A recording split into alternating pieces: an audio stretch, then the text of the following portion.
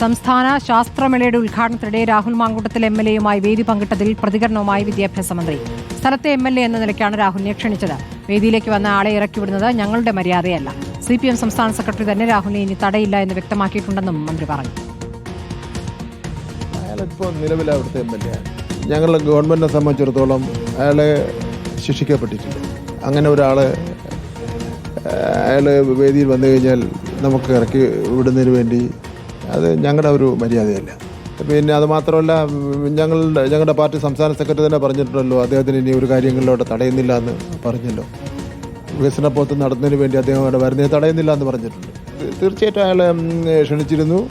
അയാളുടെ പേര് നോട്ടീസിലുണ്ടായിരുന്നു. സംഘാടക സമിതി രൂപീകരണ യോഗത്തിലും ഞാനാണ് പോയിരുന്നത്. അയാളുടെ പേര് നോട്ടീസ് വെച്ചിരുന്നു. അയാളൊരു കേസിൽ ശിക്ഷിക്കപ്പെട്ടിട്ടില്ല. കേസുകളൊക്കെ നടന്നുകൊണ്ടിരിക്കുന്നേ ഉള്ളൂ. അത് ഞങ്ങളുടെ പാർട്ടിക്ക് മാത്രം കാണിക്കാൻ കഴിയുന്ന ഒരു മര്യാദയാണ്.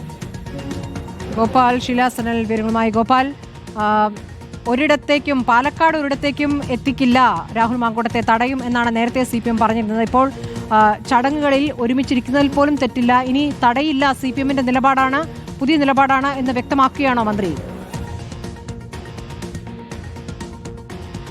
അതെ സ്മൃതി, കാരണം നേരത്തെ രാഹുൽ മാങ്കൂട്ടത്തിൽ ശാസ്ത്രമേളയുടെ സംഘാടക സമിതി രൂപീകരണ യോഗത്തിൽ അധ്യക്ഷനായി നിശ്ചയിച്ചിരുന്നു. ആ അധ്യക്ഷ സ്ഥാനത്ത് നിന്ന് അന്ന് വിദ്യാഭ്യാസ മന്ത്രി തന്നെ ഇടപെട്ട് നീക്കുകയും രാഹുലിനെതിരെ വലിയ രൂക്ഷമായ ഭാഷയിൽ അന്ന് മന്ത്രി പ്രതികരിക്കുകയും ചെയ്തിരുന്നു. ആ പ്രതികരണത്തിൽ നിന്നും ഏറെ മയപ്പെട്ട തരത്തിലേക്കുള്ളൊരു മറുപടിയാണ് ഇന്ന് വിദ്യാഭ്യാസ മന്ത്രിയുടെ ഭാഗത്തു നിന്ന് ഉണ്ടായിരിക്കുന്നത്. ഇന്നലെ ശാസ്ത്രമേളയുടെ ഔദ്യോഗിക ഉദ്ഘാടന വേദിയിൽ ഇരുവരും അടുത്തടുത്തിരിക്കുകയും പരസ്പരം കുശലം പറയുകയും ചെയ്യുന്ന ദൃശ്യങ്ങളടക്കം സാമൂഹ്യ മാധ്യമങ്ങളിലും അല്ലാതെയും വലിയ ചർച്ചയായിരുന്നു. അപ്പോൾ മന്ത്രി അതിൽ പറഞ്ഞിരിക്കുന്നത് ഇത് ഞങ്ങളുടെ പാർട്ടിയുടെ മര്യാദയാണ് എന്നും മുന്നണിയുടെ മര്യാദയാണ് എന്നും വേദിയിലേക്ക് വരുന്ന ഒരാളെ ഇറക്കി വിടുന്നത് ഞങ്ങളുടെ സമീപനമല്ല എന്നും അദ്ദേഹം പറയുന്നുണ്ട്. കൂടാതെ തന്നെ നിലവിൽ അദ്ദേഹത്തിനെതിരെ അന്വേഷണം നടക്കുന്നതേ ഉള്ളൂ, അല്ലാതെ മറ്റു തരത്തിലേക്കുള്ള എന്തെങ്കിലും തരത്തിലേക്ക് ശിക്ഷ അനുഭവിക്കേണ്ടതോ അല്ലെങ്കിൽ എന്തെങ്കിലും കുറ്റം സ്ഥിരീകരിക്കുകയോ ചെയ്ത ഒരു സ്ഥിതിയില്ല. കൂടാതെ തന്നെ അദ്ദേഹം പാലക്കാട് മണ്ഡലത്തിലെ MLA ആണ്. ആ മണ്ഡലത്തിൽ നടക്കുന്ന പരിപാടിയിലാണ് അദ്ദേഹം പങ്കെടുത്തത്. ആ മണ്ഡലത്തിലെ MLA എന്ന നിലയ്ക്ക് അദ്ദേഹത്തെ ഈ പരിപാടിയിലേക്ക് ക്ഷണിച്ചിരുന്നു. നോട്ടീസിൽ പേരും വെച്ചിരുന്നു. ആ ക്ഷണം സ്വീകരിച്ച് അദ്ദേഹം വേദിയിലേക്ക് വന്നു.